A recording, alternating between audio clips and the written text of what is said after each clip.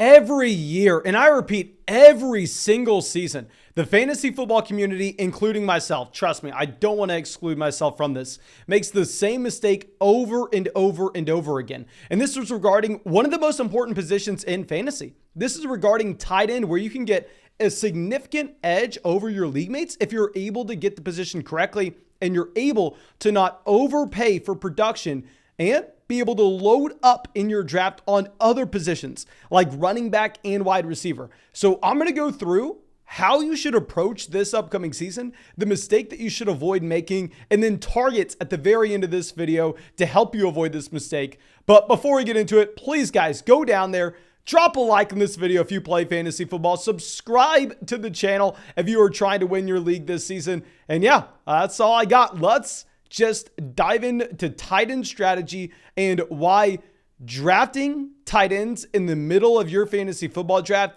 is about one of the worst ideas that you can have. If we go ahead and we pull up tight end scoring every single season, you're going to see that there's a trend. There are tight ends at the very top of your fantasy football draft that are crushing. They're giving you an elite edge that really nobody else at the position can come close to. You're getting guys like Travis Kelce, Mark Andrews, Kyle Pitts. I want to say he's going to be that guy this season, but beyond that, everybody's the same. And to illustrate this, I want to be looking at mid tight end one production on a points per game basis format. And I want to be looking at how this compares to low end tight end two, because we know that in your casual fantasy football draft, how many tight ends are actually going to get drafted?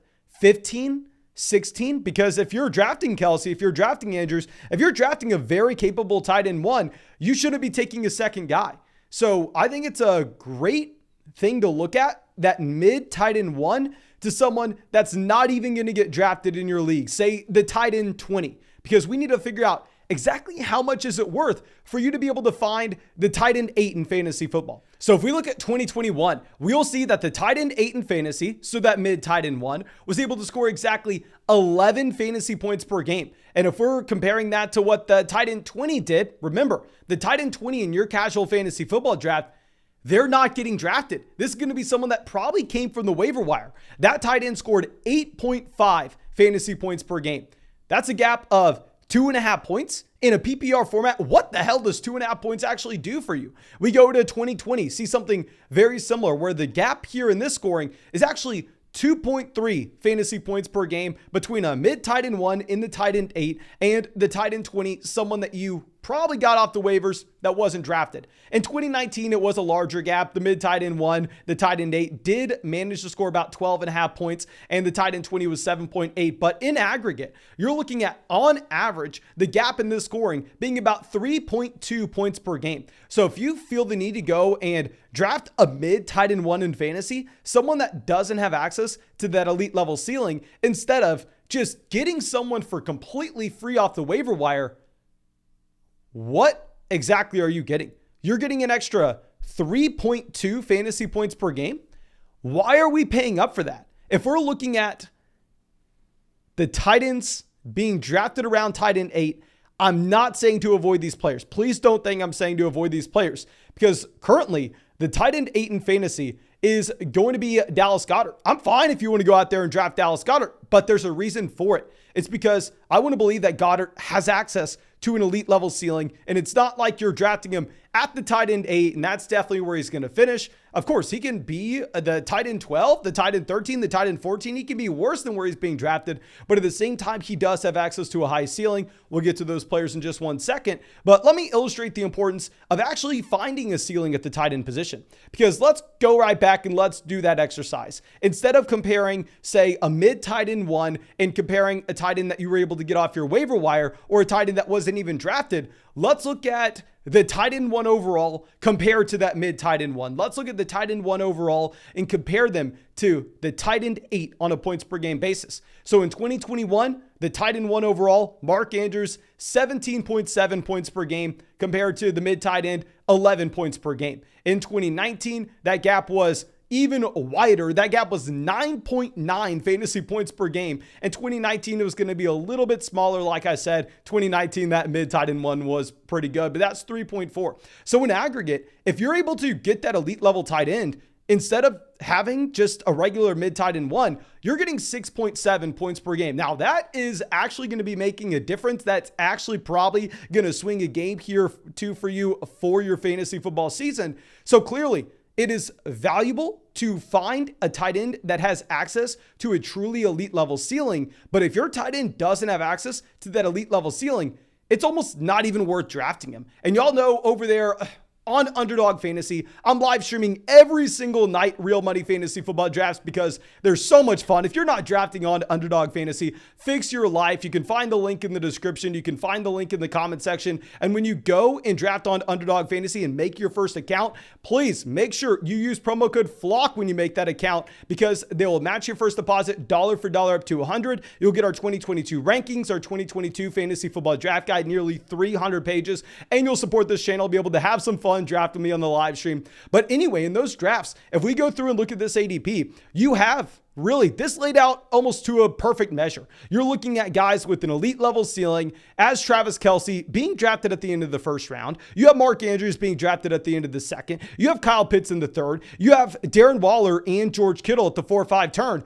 I stand by all those selections because we can realistically see it in the range of outcomes for every single one of those players, in my opinion. Not saying it's likely that George Kittle is the tight end one overall, but based on his efficiency, based on what we've seen that production from before, it's possible for him to be the tight end one. And we can say the same thing with Kyle Pitts. We haven't seen it from Kyle Pitts, but based on the trajectory that he's on, based on his rookie season production and how that scales historically, hell, it's possible for Kyle Pitts to be the tight end one if all of a sudden he starts scoring touchdowns.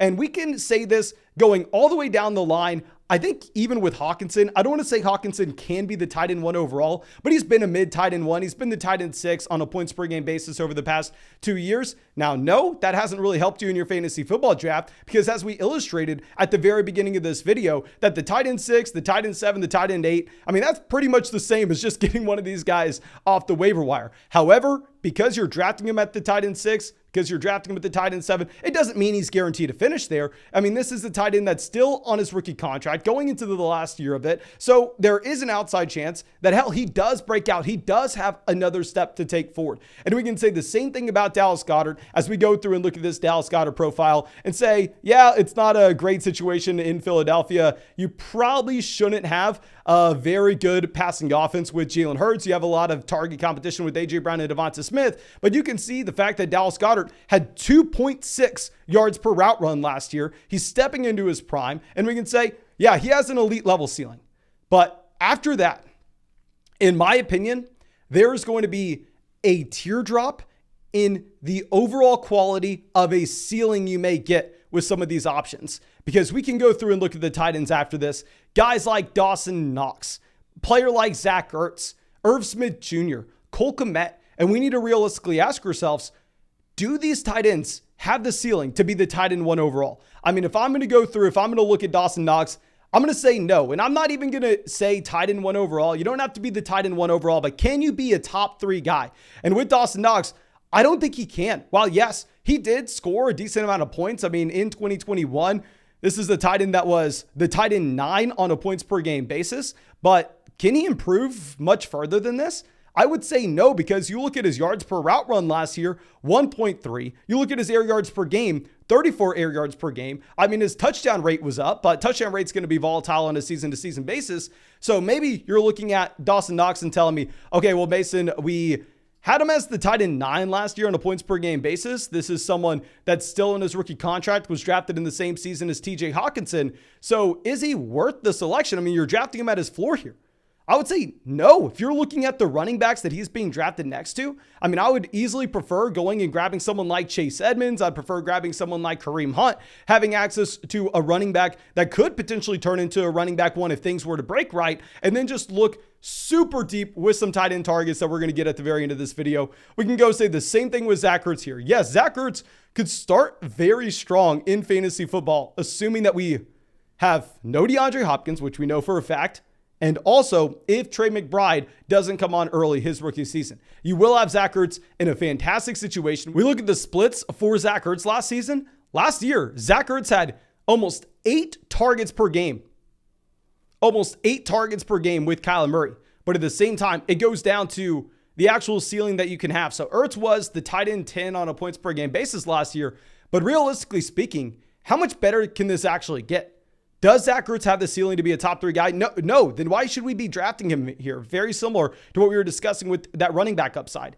And now 2 names that we talked about at the very beginning of the offseason as intriguing pickups are going to be the perfect examples of how I'm implementing this draft strategy. I mean, I really liked the price point of Irv Smith Jr.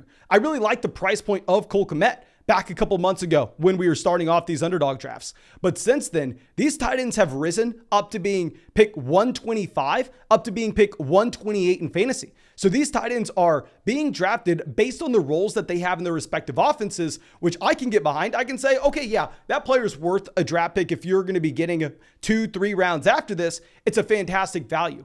But going back to what we were discussing earlier, if you're not getting a player that has a truly elite level ceiling, we're avoiding all these mid tight end ones being drafted. I'm avoiding the guy being drafted at tight end 10, being drafted at tight end 11, tight end 12, tight end 13 that don't have an actual ceiling for an elite level finish. So if I'm going to be coming up with targets of guys that I think have access to a similar range of outcomes to those players we need to be avoiding in the Dawson Knox, in the Zach Ertz, Irv Smith Jr., Cole Kmet, which, yeah, like I said, I preferred Cole Kmet and Irv Smith Jr. over some of these tight end options earlier on this offseason when they were cheaper. Now I'm going to be going the other direction. I'm just going to be taking the cheaper option at this point. And those cheaper options are players like Mike Gesicki. I mean, even a Pat Freiermuth is fine. But one guy I really want to highlight in this video because he has plummeted in ADP. If I go ahead and let's look at July 1st to August 5th now, we are going to see that Robert Tonyan, yes, Robert Tonyan, someone that we have laughed at people for drafting on the live stream for a very long time now, has fallen over 20 spots in ADP. Robert Tonyan is now someone you're getting at pick 165.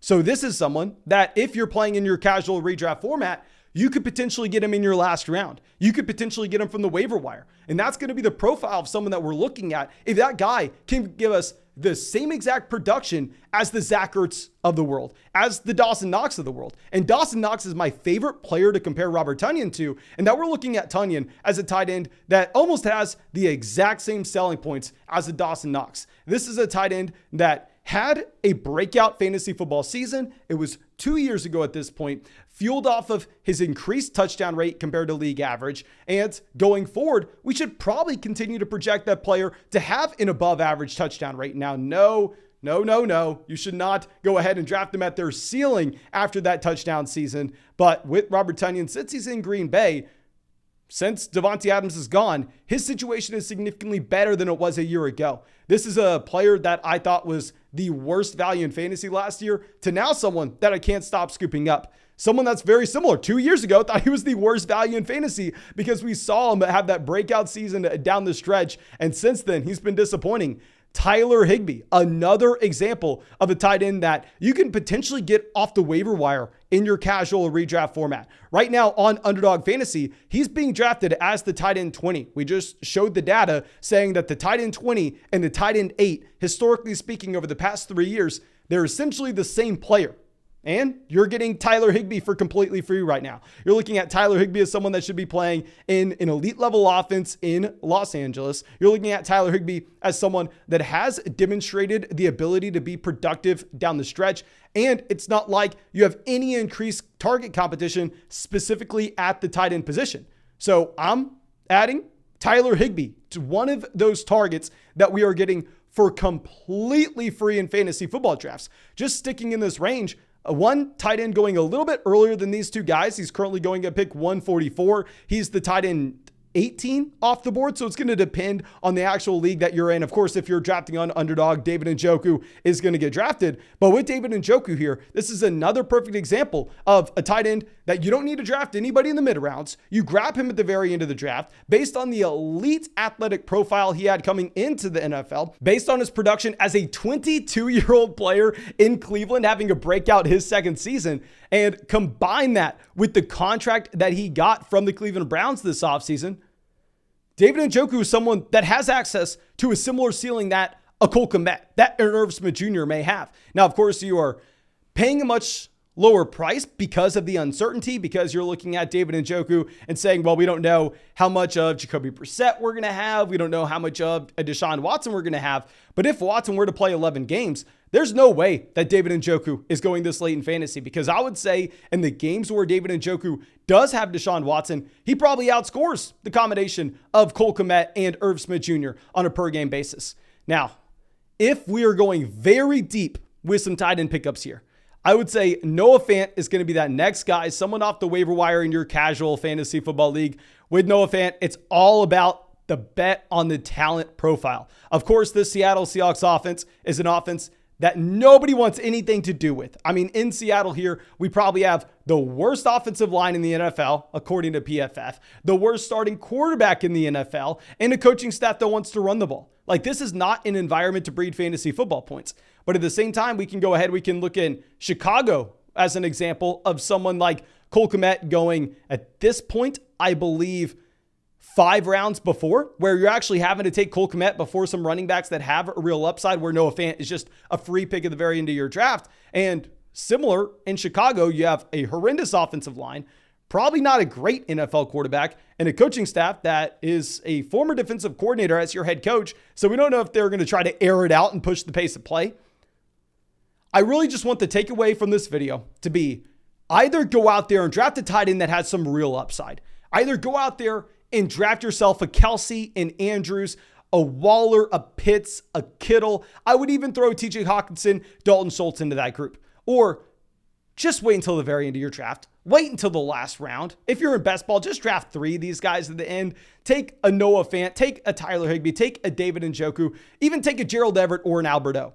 But in the middle rounds, we should still focus in on our wide receiver as well as a running back value. Tight end is not going to matter unless you get one of those players that can truly finish inside the top 3. But thank you. I really hope you enjoyed this video. I really hope you got something from it. If you did, go down there, drop a like, subscribe to the channel. I appreciate you. I hope you have a great day, and I hope you get to see you with the live stream tonight.